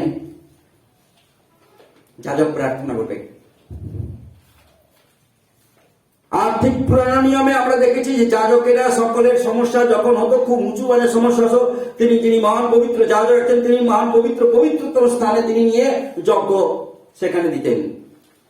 সেই যাজক যদি অপরাধী হয়, লোকের অপবিত্রতার সমাধান করতে গিয়ে তিনি যদি অপবিত্র হন, মানে আগে থেকে ঘরে কিছু সব করে এসেছে, তারপর তিনি ঢুকে গিয়ে তিনি ধার্মিকতা দেখাতে চেষ্টা করছেন, তার মৃত্যু হতো সেই জায়গাতে। যার জন্য সেই দড়ি দিয়ে টেনে আনতো, বেরিয়ে চলে আসতো, মৃতদেহটা বেরোতো। যাজক তিনি প্রার্থনা করবেন, তিনি যদি না পাচ্ছেন প্রার্থনা করবেন কি করে? আমি যদি না পাচ্ছি, আমি আপনার জন্য প্রার্থনা করতে পারবো? যতদিন বেঁচে থাকবো ততদিন প্রার্থনা করলাম, না বেঁচে থাকলে কি করে প্রার্থনা করবো? করবো না। আমার পরে যে যাজক আসবে দেখা যাবে সে বোতল নিয়ে দাঁড়িয়ে রয়েছে, বোতল খেয়ে তারপরে হলো এখানে এসে পৌঁছালো। এটা করে এখানে এসে যখন করতে গেল, এখানে দেখা যাচ্ছে ভালো ভালো মালগুলো কালো কালো, চোখ কিন্তু পড়বে কি পড়বে না? এই যে কালো দাগ এখানে পড়ছিল, আমি যখন ধরুন আমি খৈনি বা দোক্তা খাই, তখন খেতে খেতে এখানে একটা আবু হয়ে থাকে, দেখেই লোকে বুঝতে পারবে এ মাল্টি খায়, আবু হয়ে থাকে, ও দেখে আপনি বুঝতে পারবেন। আর যখন তখন টানছে, মানে জুস টানছে, জুস মানে তার নিজের থুতু এত টেস্টি তো হয় না, তাই তার জন্য বাইরে থেকে কিছু মালপত্র রেখে সেটা টেস্টটা টানছে। তার নিজের থুতু মিষ্টি নেই, তাই দোক্তা বা খৈনি বা আর কি সব বেরিয়েছে, টোবাকো যেটাকে আমরা এক কথায় বলি, সেটা দিলে তার থুতুর টেস্টটা কি বাড়ে। তাই আপনারা যারা রয়েছেন তাদের মুখ থেকে থুতু নিয়ে আপনি টেস্ট করবেন কত বাড়ে। সে যখন টেস্ট পাচ্ছে, তার থুতুটা তার মুখ থেকে, সেই থুতুটা সে যেটা মতামত টান না, টেস্ট নিশ্চয়ই না টানবে কেন? তার থুতু আপনি যদি তার ঘরের লোক বা বাইরের লোক যদি টেস্ট মনে করেন, তার থুতুটা আপনি নিয়ে নেবেন, টেস্ট করবেন, তাহলে আপনাকে আর খৈনিয়া দোক্তা কিনতে হবে না, ফ্রিজে হয়ে যাবে। যে তোরটা থুতুগুলো একবার ধরে রাখি তো, কারণ তোর যে ওইটা টেস্টটা খুব দারুণ না, আমার তো পয়সা টয়সা নেই। সে তখন কি করবে? প্রথমে দিলে কি থুতু করতে হয়, না হলে কি তার কি অসুবিধা আছে? এখন তো আবার সেই গুটকার কিছু বেরিয়েছে, একসঙ্গে বেরোনো, খাওয়ার সঙ্গে সঙ্গে পুরোটা খেতে পারে না, টুক টুক টুক করে, এমনকি পাকা পাকা বিল্ডিং এ তারা ঝেড়ে দেয় সেগুলো। তাহলে তাড়াতাড়ি গিয়ে আপনি ফেলবি না, আপনি আপনার মালা বা থালা ধরে নিয়ে নিলেন, টেস্টি। আর যখন দরকার হলো বা কিনতে হলো না, নিয়ে খেয়ে নিলেন, টেস্টি। আপনার থুতুর টেস্ট ভালো নেই। জানেন আপনার থুতুর ক্ষমতা জানেন? সাইন্টিফিক ক্ষমতা জানেন? আপনার কোনো জায়গায় যদি কেটে যায়, আপনি যদি বারংবার চিপ লাগান, সেই জায়গা সেরে যায়, এটা জানেন? যদি বৃহৎ কেটে যায় সেটা কিছু করণীয় থাকে না, ছোটখাটো কেটে গেলে আপনার থুতু বারবার লাগান, তাতে আপনার যদি ব্রণ কোথাও হয়, আপনি ঘুমানোর পরে পরে আপনার মুখ থেকে থুতু নিয়ে বারবার লাগান, আপনার ব্রণটা সেরে যাবে। থুতুর আপনার ক্ষমতা রয়েছে, কারণ এটাই তবে টেস্টি ফুড। কিন্তু আপনি যখন দোক্তা খৈনি দিয়ে সেই থুতু লাগাবেন, ওটা কিন্তু ওই আপনার থুতুর যে নিজস্ব যে ক্ষমতা রয়েছে, যে উপকারী ব্যাকটেরিয়া রয়েছে, উপকারী জীবাণুগুলো রয়েছে, সেই জীবাণুগুলো থাকে না, কাজ করে না। কারণ আপনার দোক্তার শক্তিতে ওগুলো কাজ করে না, মারা যায়। এর জন্যই অনেক সময় সমস্যায় অন্যান্য ক্ষেত্রে ভুগতে। এখন আমরা দেখি যে আমরা তার অ্যাক্টিভিটিস ক্যারেক্টারটা দেখলাম। কি অ্যাক্টিভিটিস ক্যারেক্টার? তিনি অপরিবর্তনীয় যাজক, বর্তমান যাজক হচ্ছেন তিনি অপরিবর্তনীয়, তিনি যেটাই বলেছেন সেটাই শেষ। দ্বিতীয়বার আবার এটা একটু পাল্টে দেন, পাল্টানো যাবে না, ওখানে পাল্টানো যায় না। পাল্টাতে গেলে আপনার মৃত্যু হবে, যেমন ভাবে আনিনা সাফিনার মৃত্যু হয়েছে, যেমন ভাবে সেদিনকার যাজকেদের মৃত্যু হয়েছে। পাল্টানো যাবে না, অপরিবর্তনীয় যাজকরা যারা পাল্টাতে গেছে তারাই মৃত্যু হয়েছে। অননীয় সাফিরীয় যাজকদেরকে পাল্টানোর চেষ্টা করেছে, তাদের মৃত্যু হয়েছে। মনে রাখার চেষ্টা করি, যাজকেরা নিজেরা পাল্টাতে চেষ্টা করেছে, তাদের মৃত্যু হয়েছে। যাজকদের পাল্টানোর চেষ্টা করেছে, মিথ্যা চার্চের মধ্যে ঢুকিয়ে পাল্টানোর চেষ্টা করেছে, এবং চার্চে আসার কাছে সঙ্গে সঙ্গে তাদের দুজনে মৃত্যু হয়েছে। তাই চার্চকে আপনি পাল্টাবেন না। আমি যদি প্রভুর দাস হই, যাজক হই, আমিও যেন না পাল্টাই। আর যদি পাল্টাই, মৃত্যু অনিবার্য, সঙ্গে সঙ্গে মৃত্যু অনিবার্য। ঈশ্বর অনুগ্রহ দিয়ে রেখেছেন, প্রভু যীশু খ্রিস্ট দ্বারা সুনিশ্চিত। কিন্তু অনন্তকালীন মৃত্যুর হাত থেকে যেন আমরা সরে না যাই। তাই ঈশ্বরের চরিত্রের থেকে তিনি অপরিবর্তনীয়, আমরা যেন না পাল্টানোর চেষ্টা করি। দ্বিতীয়ত তিনি কি? তিনি পরিত্রাণ করতে সামর্থ্য, কারণ তিনি জীবিত, কারণ তিনি স্বর্গে গেছেন। তিনি তার শরীর এখনো এখানে, তার শরীর কিন্তু নেই। সেই শরীরের মধ্যে সুপার ন্যাচারাল ক্ষমতা নিয়ে সেই শরীর সহ তিনি স্বর্গে গেছেন। তৃতীয়ত কি? না, তিনি আমাদের হয়ে প্রার্থনা করছেন। যাজক আমাদের হয়ে ওকালতি করছেন, অনুরোধ করছেন, প্রার্থনা করছেন, অন বিহাফ অফ আস তিনি প্রার্থনা করছেন। এখন রিয়েল তার ক্যারেক্টারে, এটা হচ্ছে অ্যাক্টিভিটিস, অ্যাকশনের ক্যারেক্টার। এখন তার রিয়েল ক্যারেক্টার থেকে, রিয়েল ক্যারেক্টারে আমরা 26 পদে লেখা রয়েছে, এক একটি করে পড়ে যাই। কি লেখা রয়েছে? আমাদের জন্য এমন মহারাজা উপযুক্ত ছিলেন যিনি সাধু। সাধু সাধু মানে জানি যার এক বিস্মিল জায়গা তার দামে নেই, যার নিজস্ব ঘর নেই। এগুলো হচ্ছে জাগতিক সাধুদের যেগুলো থাকে, যে আমাদের সেই মহান যাজক যিনি প্রভু যীশু খ্রিস্ট, তার ছিল না এক ডিসমিল জায়গা। শিয়ালের গর্ত রয়েছে, পাখিদের বাসা রয়েছে। যিশু বললেন আমার এগুলো কিছুই নাই, স্টিল আমি ধরি। এই যাজক তার নিজস্ব কিছুই নেই। জানি না কারা পোশাক দিত, কিন্তু পোশাকটা কোনোভাবেই কেউ দিয়ে যেত। এ সম্পর্কে লিখতে গেলে অনেক বৃহৎ খাতা বইপত্র চলে যাবে। তারপরেও সেগুলো এ বিষয় নিয়ে, এই জাগতিক বিষয় নিয়ে এই ঈশ্বরের পবিত্র বাক্যে লেখা নেই, কারণ এগুলো জাগতিক বিষয়। তাই এখানে দেখতে পাই তিনি কেমন না, এখানে তার চরিত্রে তিনি হচ্ছেন 26 পদে লিখেছেন তিনি সাধু ছিলেন। এর মানে তার নিজস্ব নামে অর্থনৈতিক কিছু ছিল না, এবং ভেতরের এর মানে ইন্টারনালও তার কিছুই ছিল না। তারপরে কি ছিলেন? তিনি অহিংসক ছিলেন, তিনি রেগে যেতেন না। সেদিন যখন সেই ক্রুশের দিকে আমরা একটু তাকিয়ে দেখি, তাকে যখন আর একটি চোর বাজে বাজে কথা বলছে, আরে কি সাধু ছিল, তাহা মরছে, তা আমি তো চুরি চামারি করেছি, বদমাশি করেছি, খুন করেছি, নাহলে আমাকেও মারছে, তাতে অসুবিধা কোথায়? তার দরকার কি ছিল? দরকার কি ছিল অত ভালো কাজ করার? যিশু তার দিকে কোনো উত্তর দিলেন না, তার দিকে দেখলেনও না। কিন্তু অন্যদিকে তিনি দেখলেন, প্রভু যখন তুমি পরম দেশে যাবে আমাকে স্মরণ করবে, কারণ আমি যে খুব অপরাধী, যদি সম্ভব হয় আমাকে স্মরণ করবে। কখন, কোথায় স্মরণ করবে? যখন তুমি পরম দেশে যাবে, পরম দেশে গিয়ে আমাকে স্মরণ করবে। কি চাইলেন তিনি? যাজকের কাছে তিনি প্রার্থনা চাইলেন, চাইলেন। মনে রাখি, কার কাছে প্রার্থনা চাইলেন? অন্য কারোর কাছে চাইলেন না। রাজা মহারাজ যারা, পিলাত ইত্যাদি যারা ছিল, তাদের কাছে তিনি প্রার্থনা চাইলেন না জীবনের জন্য। তিনি প্রার্থনা চাইলেন মৃত্যুর সময়ে যীশু খ্রিস্টের কাছে, যিনি ক্রুশে ঝুলে আছেন, যিনি দেখতে পাচ্ছেন সেম তার অপরাধ ছিল না, কিন্তু সেম জায়গাতেই তাকে হ্যাং করে বা ঝুলিয়ে দেওয়া হয়েছিল। তার কাছে বলছেন তুমি যখন পরম দেশে যাবে, সেই চর তিনি সুনিশ্চিত ছিলেন, তিনি জানতেন যে প্রভু যীশু খ্রিস্ট তিনি আমাদের মতো যিশু নন, তিনি পরম পিতা, তিনি যে মহান যাজক, তিনি পবিত্র যাজক, পরিত্রাণের সমর্থ যাজক, তিনি একমাত্র যাজক যার মৃত্যু নেই। সেই যাজকের কাছে তিনি বলছেন, প্রার্থনা করার অনুরোধ রাখছেন, প্রভু যখন তুমি পরম দেশে যাবে, এখন তো খুব কষ্ট হচ্ছে তোমার, আমারও কষ্ট হচ্ছে, যন্ত্রণা হচ্ছে, এই সকল গোটা পেন হচ্ছে, জ্বালা হচ্ছে, চোখের জল ফেলবার মতো আর জল আমাদের চোখে নেই। কিন্তু যখন তুমি তো পরম দেশে যাবে, আমি তো যাবো না, আমি যে অপরাধী, আমি যে পাপী, আমি যে মিথ্যাবাদী, আমি যে চোর, আমি যে খুনি। তাই পরম দেশে গিয়ে তখন তোমার শান্তি তো থাকবে, দেহে তো থাকছে না, এই দেহ থাকছে না।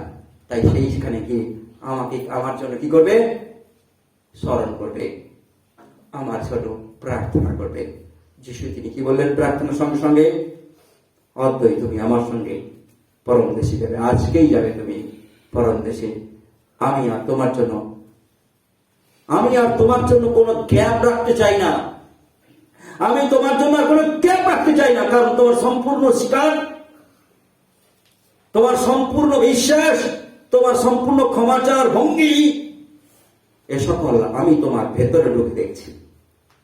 গত রবিবার দিন যখন আলোক পাস্টার তিনি প্রচার করছিলেন, সক্রিয় কথা বলছিলেন,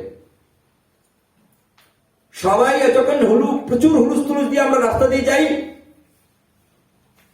যখন লোকেরা আমার সামনে চারিপাশে লোক হাজার হাজার যায়, তখন কি হয়? এরকম করে দেখি নাকি, জোকারের মতো এরকম করে দেখি উপর দিকে, আর জনগণ ছেড়ে দেখি। আর যিশু দেখার প্রয়োজন ছিল না, কারণ যিশুর হাইট যথেষ্ট হাইট ছিল, তিনি তার জন্য এমনি যাচ্ছিলেন। আর তারপরেই তিনি বলছেন, সক্রিয় নেমে এসো। এরকম এত বেশি করতে হয়, সক্রিয় নেমে এসো। কি করে বুঝেছিলেন? তিনি বুঝেছিলেন, নামও বুঝেছিলেন, কারণ তিনি ঈশ্বর সদাপ্রভু, অপরিবর্তনীয়। এখনো তিনি আমরা দেখতে পাচ্ছি সেই চোরটিকে, সেই দুষ্ট লোকটিকে, যিনি নিজে ক্ষমা চাওয়ার মতো মনোভাব নিয়ে তিনি অনুরোধ করে বলছেন, যখন আপনি মহান সেই পরম দেশে যাবেন, আপনি স্মরণ করবেন যে প্রভু যীশু খ্রিস্ট তিনি যে ক্রুশে থেকেও তিনি প্রার্থনা করেছিলেন, সেই প্রার্থনাটা আমার মনে হয় সেই ভদ্রলোক তিনি শুনতে পেয়েছিলেন কিনা জানি না। কারণ তিনি প্রার্থনায় প্রত্যেকে, এদেরকে তুমি ক্ষমা করো, এরা কি করছে জানে না, তাদের হয়ে তিনি প্রার্থনা করছিলেন, অপরাধীদের হয়ে তিনি প্রার্থনা করছেন। তারই মধ্যে সেই অপরাধীর মধ্যে একজন, তিনি তার অপরাধ সকলকে তিনি কাছে, প্রভু যীশু খ্রিস্টের কাছে নিয়ে এলেন, বললেন, আমার জন্য আপনি স্মরণ করবেন, কারণ আমি যে খুব অপরাধী, আমি প্রার্থনা করলে কোনো কাজ হবে না, কারণ আমি যে খুব অপরাধী। তাই প্রভু, আমার মহান যাজক, তুমি যাজক, আমার জন্য প্রার্থনা করবে যখন সেই দেশে যাবে। তাই তার অপরাধের জন্য তিনি প্রার্থনা চেয়েছিলেন। আপনার অপরাধের জন্য আপনি প্রার্থনা চাইবেন, আপনার সমস্যার জন্য আপনি যাজকের কাছে প্রার্থনা চাইবেন। আর তিনি মহান যাজক, তিনি পবিত্র, তিনি অনন্তকাল, তিনি অপরিবর্তনীয়। তার ক্যারেক্টার, তিনি অহিংসা ছিলেন। সেই চোরের প্রতি তিনি দৃষ্টি দিলেন না, এরকম তিনি দেখলেই না। অন্যদিকে তিনি চোখ তুলে তাকে বলছেন, হয়তোই তুমি পরম দেশে যাবে। অহিংসা। আমরা উত্তর দিতাম, বাজে কথা বলতাম, খিস্তি মারতাম, কটু বাক্য বলতাম। প্রভু যীশু খ্রিস্ট ক্রুশের থেকে তিনি একটিও কটু বাক্য তিনি বলেনি। আর যদি বলতেন, ইতিহাস তিনি লিখতেন, এই জঘন্য জায়গাগুলোতে লিখতেন, কারণ মিডিয়া ছেড়ে কথা বলতেন না। আপনি হাত দিয়ে হু বলবেন, মিডিয়া বলবে তাহলে হু বলেছে মানে মেনে নিয়েছে। কোন হু বলেছেন কোন কারণে, দেখা গেছে সত্যি বেরিয়েছে, হু করেছেন, মিডিয়া লিখে দিয়েছে, ও মেনে নিয়েছে, এই যে হু বলেছে। সেই ছবিটা আপনাকে বারবার মিডিয়াটা দেখাবে, চাক চাক চাক চাক করে, যতবার ঘুরবে সেটা দেখাবে, হু বলেছে, অথচ আপনার সত্যি বের করছেন হু। সেদিনও তাই করতো, কে তো তিনি বলেননি, মনে রাখি। এত কষ্টের মধ্যে কুশে তিনি কষ্ট পাচ্ছেন, স্টিল তিনি প্রার্থনা করছেন, নিবেদন করছেন। এই মহাযাজক আপনি পাবেন, যার নিজের জন্য চিন্তা না করে তিনি প্রার্থনা করছেন আমাদের মতো বিশ্বাসীদের জন্য। তিনি প্রার্থনা করছেন সেই রকম মিথ্যেবাদীর জন্য। এরকম যাজক পাবেন। আজকের যাজক আপনি ডেকে আনুন। আমাদের আর একটি যাজককে আমরা দেখি, এটা মহাকাব্যের যাজক, তিনি হচ্ছেন রাবণ। কাদের ঘরে যাজক ছিলেন? কাদের ঘরে? রামের ঘরে যাজক ছিলেন। এই এক প্রকারের মহাকাব্য লিখতে গিয়ে এখানে যাজকত্বের ভূমিকাটা দেখায়, যদিও এটা কাল্পনিক, কিন্তু তার সত্য রামায়ণে লেখা রয়েছে। জাস্ট এই বা আনন্দদায়ক কথাটিকে একটু শুনে নেওয়ার চেষ্টা করি। রাবণ ছিলেন, তিনি একজন রাজা ছিলেন লেখাতে, এবং একই সঙ্গে যেহেতু তিনি ব্রহ্ম সমাজের মধ্যে তিনি জড়িয়েছিলেন, তাই তিনি পুরোহিত ছিলেন। তাই রামের ঘরের রামের বিশেষ যেখানে ছিলেন, রামের জায়গাতে পূজার জন্য তিনি আমন্ত্রিত হতেন। এখন দুর্গাপূজা অসময়ে তিনি করবেন। দুর্গাপূজা হয় অন্য দিনে, কিন্তু হঠাৎ অসময়ে দুর্গাপূজা, এবং সেই আয়োজন করার জন্য পুরোহিতকে ডাকা হয়েছে। কাকে? রাবণকে। রামের সঙ্গে রাবণের অন্যান্য দিক দিয়ে মিল নেই, সমস্যার দিক দিয়ে মিল নেই, কিন্তু যেহেতু পুরোহিত, তাকে তো ডাকতেই হবে, তিনি বড় পুরোহিত, তাই বড় পুরোহিতকে ডেকেছেন। আর তিনি গেছেন। এবং যাজক তো জানেন না, মানে পুরোহিত তো জানে না যে কি জন্য ডেকেছেন, মানে কি উদ্দেশ্যে পূজা ডেকেছেন, সেটা তো সাবজেক্টটা উল্লেখ নেই। গেছেন, পূজা আরম্ভ হয়েছে, পূজার শেষেই এবারে পুরোহিত মানে বামুন জিজ্ঞেস করছে, তোমরা কি বর চাও? রাম বলছে রাবণের বধ চাই। কাকে বলছে? রাম কাকে বলছে? পুরোহিতকে বলছে। পুরোহিতটাকে? রাবণ। কার মৃত্যু চায়? সেই রাবণের মৃত্যু চায়। রাবণ সৎ এবং ধার্মিকতার সহিত হোক আর নাই হোক, কিন্তু তিনি যে পুরোহিত, তিনি প্রমাণ করলেন কি? তিনি মন্ত্র করতে আরম্ভ করলেন, রাবণ মৃত্যু নাম, আশীর্বাদ করলেন তাকে, রাবণের মৃত্যু হবে। কার মৃত্যু সম্পর্কে তিনি বলছেন? তার নিজের মৃত্যু সম্পর্কে তিনি দুর্গার কাছে তিনি মন্ত্রপাঠ করছেন।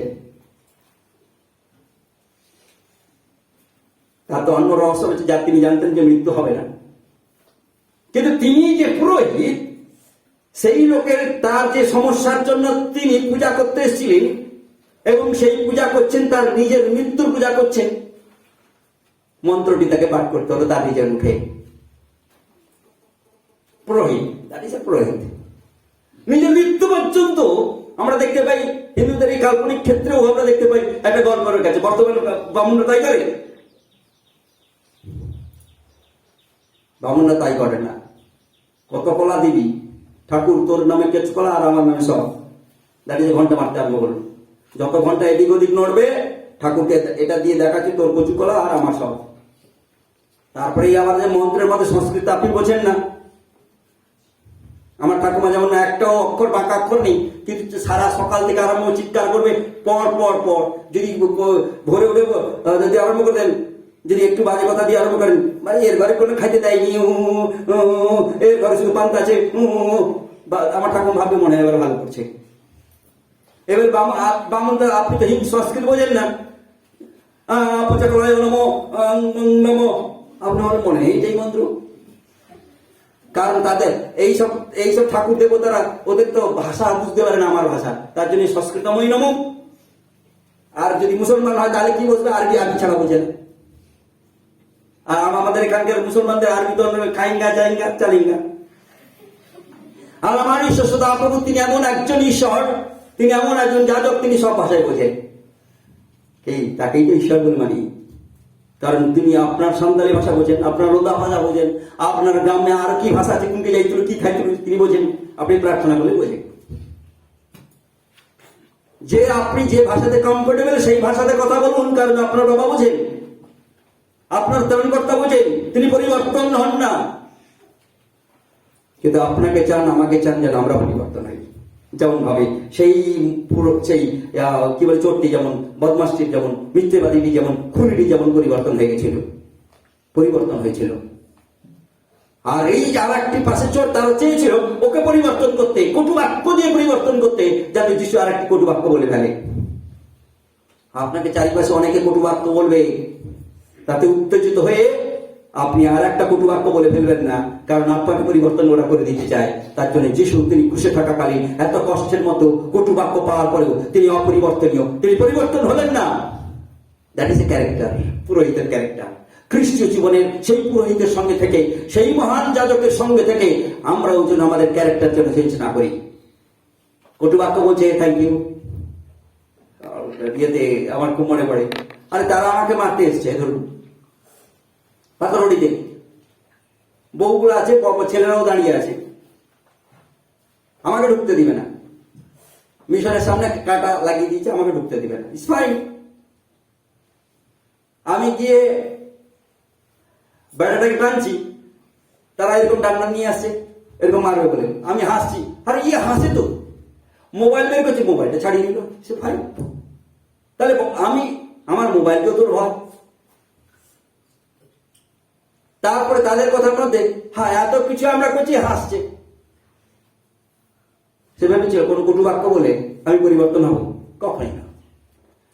যাজক যেন সেই অপরিবর্তনীয় হয়, ওদের কটু বাক্য যেন নিজে উত্তেজনা না করে। কিন্তু আবার তার মানে এই নয় যে আপনাকে চরণ কত চড় খেলে, তাহলে আপনার প্রত্যেকদিন সকালে বেলা তার হাত চকমুক করবে, যখন তখন এসে চট চট চট চট করে মারবে, ফোনা তুলবে।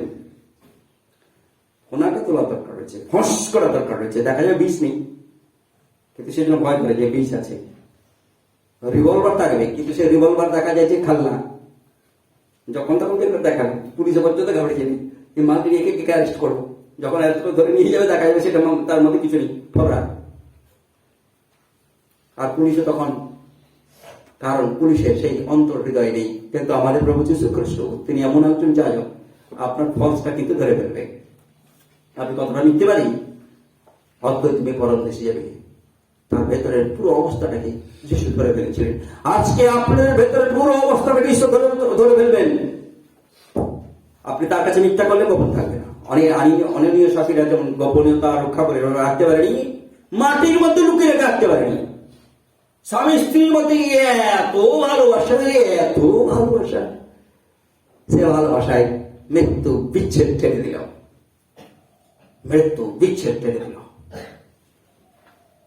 তাই আজকে যারা আমরা রয়েছি, অহিংসা তিনি ছিলেন। আর কি ছিলেন? তারপরের পদে লেখা হয়, পদে পরপরের লেখা হয়েছে বিমল ছিলেন। তাহলে বিমল নিয়ে রাখতে হবে, এই পাঁচটা বিমলকে আপনাদের পকেটে রাখতে হবে। ছবিটা একা তার কত জায়গায় থাকবে, কাছাকাছি থাকতে পারবেন, তাহলে ছবি রাখবেন। আর না হলে আর একটা বাজারে বিমল পাওয়া যায়, পানবিড়ি দোকানে বিমল পাওয়া যায়, পাওয়া যায় না? পানবিড়ি দোকানে বিমল পাওয়া যায় না? আমি তো এখন ইউটিউবে দেখতে পাই, অনেক সময় অ্যাড এসে যায় বিমল। বিমলটা কি? এ বিমল আবার অন্য বিমল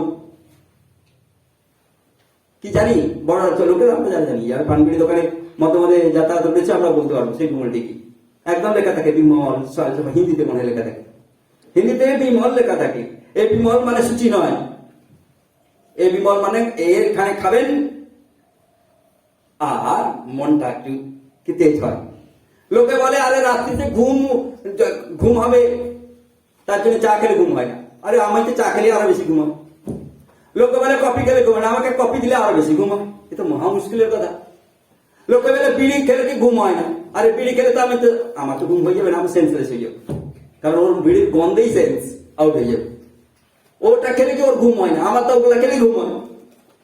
বিড়ি খাবে না, আমার সেন্সলেস। বিড়ির ধোঁয়া নাকে দিয়ে দিলে আমি সেন্সলেস হয়ে যাবো। তাহলে ওটা খেলে তো আরো বেগতিক দেখা যাবে।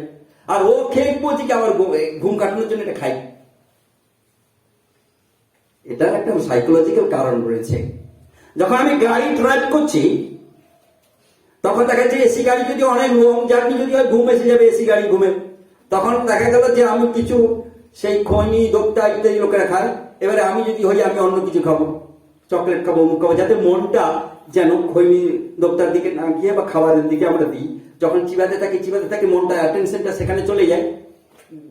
একবার চিবি দিলাম, ভেঙে দিলাম, এটা করলাম, সেটা দিলাম, ভেঙে দিলাম। এই যে মনটা অ্যাটেনশন চলে যাওয়ার পরে ঘুমের দিকে অ্যাটেনশন যায় না, নাহলে এইটা ঘুরাতে ঘুরাতে ঘুমের দিকে অ্যাটেনশন চলে যায়, আর কিছুই না। তাই এখানে বিমল হতে হবে, চরিত্র কি বিমল হতে হবে। তারপরে কি লেখা রয়েছে? তারপরের অংশে লেখা রয়েছে বিমলের পরে পরেই পাপীগণ হইতে পৃথকীকৃত, পাপীগণ থেকে পৃথকীকৃত তাকে থাকতে হবে, আলাদা থাকতে হবে, সেটা আবার থাকতে হবে, টোটালটাই ভিন্নভাবে জীবনযাপন করবে। পাপীদের সঙ্গে তার সম্পর্ক থাকবে না। স্বর্গ সকল অপেক্ষায় উচ্চীকৃত ওই মহাযাজকগণের ন্যায় প্রতিদিন অগ্রে নিজ নিজ পাপে, পরে প্রজাবৃন্দের পাপের নিমিত্ত নৈবেদ্য উৎসর্গ করতে হবে। প্রত্যেক দিন তাকে হাঁটু কাটতে হবে, নিজের পাপের জন্য, নিজের পরিবারের পাপের জন্য, মণ্ডলের লোকদের, অপরাধের, বিশ্বাসীদের পাপের জন্য নৈবেদ্য উৎসর্গ করতে হবে। That is a character of priest, যাজকের ক্যারেক্টার। প্রভু যীশু খ্রিস্ট বললেন, প্রভু এদের ক্ষমা করো, এরা কি করছে জানে না। তিনি অন্যের হয়ে তিনি বারবার তিনি কি করছেন? প্রার্থনা করছেন। আপনি আমি যারা যাজক, এই যাজকত্বের ভূমিকা, আমাদের এই মহান যাজকত্বের ভূমিকার চরিত্র যেন একই হয়, আমরা যেন পাল্টে না ফেলি। যাজক তিনি অহিংসা থাকবেন, তার প্রতি খারাপ আচরণ হওয়ার পরেও সে ভুলে যাবে। তার প্রতি কটুবাক্য হওয়ার পরেও তিনি কটু কথা বলবেন না, তিনি ধমক দেবেন। যেমন প্রভু যীশু খ্রিস্ট জেরুজালেমে তিনি ধমক দিয়েছিলেন, ধমক দেবেন কিন্তু কটু বাক্য বলবেন না, তিনি গাইড করবেন, নির্দেশনা দেবেন, কিন্তু কোন প্রকারে তাকে কেউ যেন নির্দেশ না করে। আজকে যারা আমরা প্রভুত্ব রয়েছে, আমরা সতর্ক হওয়ার চেষ্টা করি, আমাদের ক্যারেক্টার যেন আমাদের হাই প্রিস্ট যিনি মহান যাজক তার মধ্যে যেন চরিত্র হয়। আর আমরা যারা প্রভুর সেবা করছি, সত্যি কি আমরা বিশ্বাসীদের জন্য নিজেরা নৈবেদ্য উৎসর্গ করি প্রত্যেক দিন হাত বেড়ে? যদি না করে আজকে পরিবর্তন হয়। আমি যেমন আমার বিশ্বাসী 5টা পরিবার রয়েছে, যেমন আমি প্রার্থনা করতে সহজ, কিন্তু যখন 500 পরিবার থাকবে প্রার্থনা করতে অসম্ভব। তার জন্য তার অনেক অ্যাসিস্ট্যান্ট প্রিস্টরা থাকে, যাজকেরা থাকে, পুরোহিতরা থাকে, পালকেরা থাকে, বা পাস্টার আমরা যাদেরকে বলি থাকে, যাকে বলি চার্চ ফাদার যাকে থাকে, তারা তাদের জন্য, এবং এই পালক এই ছোট ছোট যারা বালক রয়েছে তাদের জন্য মহান বালক যিনি রয়েছেন তিনি হাঁটু করবেন, নৈবেদ্য উৎসর্গ করবেন, তাদের অপরাধের পক্ষ সমর্থন করে নৈবেদ্য উৎসর্গ করবেন। সেদিন যাজকেরা মন্দিরের মধ্যে অতি পবিত্র জায়গায় তিনি অন্যদের পক্ষ হয়ে তিনি প্রার্থনা করতেন, নৈবেদ্য উৎসর্গ করতেন। আজও যেন একইভাবে আমরা আমাদের বিশ্বাসীদের জন্য পক্ষ সমর্থন করে আমরা যেন নৈবেদ্য উৎসর্গ করি। এবং সেটা কখন 27 পদে সেটা উল্লেখ রয়েছে, কখন কি নৈবেদ্য এখানে লেখা রয়েছে। পরে প্রজাবৃন্দের পাপের নিমিত্ত নৈবেদ্য উৎসর্গ করা ইহার পক্ষে আবশ্যক নয়, কারণ আপনাকে উৎসর্গ করাতে উনি সেই কার্য একবারই সাধন করিয়াছেন। আমাদের মহান যাজক তিনি আপনাদের সকলের, আমাদের সকলের হয়ে তিনি নিজেই নৈবেদ্য উৎসর্গ করে দিলেন, আর কিছু বাকি রাখলেন না। তিনি সম্পূর্ণভাবে নিজেকে সঁপে দিলেন আমার আপনার সকলের জন্য, যাতে আমাদের অপরাধ ক্ষমা হয়। তাই আসি এই মহান যাজক আমাদের প্রভু যীশু খ্রিস্টের কাছে আমরা নৈবেদ্য, তার নৈবেদ্যতে নিয়ে আমরা বাঁচি আর বাঁচার চেষ্টা করি। তিনি অনন্তকাল স্থায়ী, তিনি অপরিবর্তনীয়। তাই সেই অপরিবর্তনীয় মহান যাজকের কাছে সমর্পিত হই, প্রভুকে বলি, প্রভু তুমি দয়া করো, তোমার চরিত্র দিয়ে আমাকে গঠন করো যেন আমি বিমল হই, তোমার চরিত্র দিয়ে আমাকে গঠন করো যেন আমি অহিংসু হই, তোমার চরিত্র দিয়ে গঠন করো যেন আমি প্রেমিক হই, তোমার চরিত্র দিয়ে আমাকে গঠন করো যেন আমি আমি আমি অন্যের নিমিত্ত যেন তোমার ক্রুশের কাছে হাঁটু গেড়ে নৈবেদ্য উৎসর্গ করতে পারি, যাতে তার অপরাধ, তাদের অপরাধ যেন ক্ষমা হয়। আসি নিজের অপরাধ, নিজের পাপ, নিজের সমস্যাকে প্রভুর কাছে তুলে দিয়ে আমাদের মহান যাজকের কাছে আমাদের নিজেদের পাপের নৈবেদ্য দিই, এবং প্রভু দয়া অনুগ্রহ তার আমাদের জীবনে থাকুক, যা ফলে তার নৈবেদ্যের দ্বারাই, তার উৎসর্গিত জীবনের দ্বারাই, তার ক্রুশের মৃত্যুর দ্বারাই যেন আমরা ক্ষমা পেতে পারি। Hallelujah, hallelujah, hallelujah, praise the lord, praise the lord. প্রভু তোমায় ধন্যবাদ ছাড়াই আজকের এই পবিত্র দিনের জন্য। প্রভু তুমি মহান, তুমি দয়ালু, তুমি করুণাময় ঈশ্বর, তোমার করুণার জন্য বেঁচে আছি প্রভু। তুমি আমাদের জন্য বারবার ওকালতি করছো বলেই বেঁচে আছি প্রভু। আমার জন্য তুমি ক্রুশে মরেছো, আমাদের জন্য, এই মণ্ডলীর জন্য, এই প্রজাদের জন্য মরেছো বলেই আমরা প্রভু বেঁচে আছি। তাই পিতা ঈশ্বর তোমার স্বর্গীয় দয়া অনুগ্রহ রেখো, ক্ষমা প্রদান করো প্রভু। তোমার ক্রুশের কাছে আজ আমরা একত্রিত হই, মণ্ডলীতে নৈবেদ্য উৎসর্গ করি। এই মণ্ডলীর পক্ষ হয়ে প্রভুকে আমি তোমার কাছে প্রার্থনা করি, নৈবেদ্য উৎসর্গ করি প্রভু। ক্ষমা প্রদান করো, সাহায্য করো। যারা মিথ্যাবাদী তারা আজকে প্রতিশ্রুতি হোক আর মিথ্যে কথা বলবে না। যারা খুনি, এর মানে মনের দ্বারাই, রাগের দ্বারাই খুন করতে পারে, সেই খুনি তারা বলবে আর আমি রাগ, এই প্রকারে রাগ করে কাউকে খুন করার মতো আমার মনের যেন সেই প্রবণতা না হয়, রেগে যে আমার প্রবণতা যেন না হয়। প্রভু তুমি আশীর্বাদ করো, তুমি আশীর্বাদ করো যেন প্রভু অহিংস হয়ে উঠতে পারি। তুমি আশীর্বাদ করো। সেই নৈবেদ্য এদের হয়ে আমি তোমার হাতে দিলাম। যে সকল হিংসাত্মক কারণবশত জীবনের পরিবর্তন ঘটেছিল, যে সকল প্রভু অন্যান্য অপরাধের জায়গাতে, মিথ্যে ইত্যাদি জায়গাতে অপরাধ করেছিল, এদের সকল প্রজাদের হয়ে, তোমার এই প্রজাদের হয়ে আমি প্রার্থনা নিবেদন করছি প্রভু। ক্ষমা করো, ক্ষমা করো, ক্ষমা করো পিতা ঈশ্বর। দয়ালু ঈশ্বর, যারা অনলাইনে রয়েছেন কন্টিনিউ তাদের দিকে হাত বাড়িয়ে দাও প্রভু। Yes. এবং তাদের হয়েও আমি প্রার্থনা করছি, তাদেরকে ক্ষমা করো, তাদেরকে ক্ষমা করো প্রভু। পিতা ঈশ্বর, আশীর্বাদ করো, আশীর্বাদ করো। যে এখন আমরা আমাদের জীবনকে তোমার পবিত্র কৃষি অল্টারে সমর্পণ করি। প্রভু নিয়ন্ত্রিত করো, নিয়ন্ত্রিত করো, ও প্রভু পবিত্র করো, পরিবর্তিত করো, তোমার মতো করো। হে অপরিবর্তনশীল ঈশ্বর আমাদের সদা প্রভু, ধন্যবাদ চাই এই প্রার্থনা শোনার জন্য।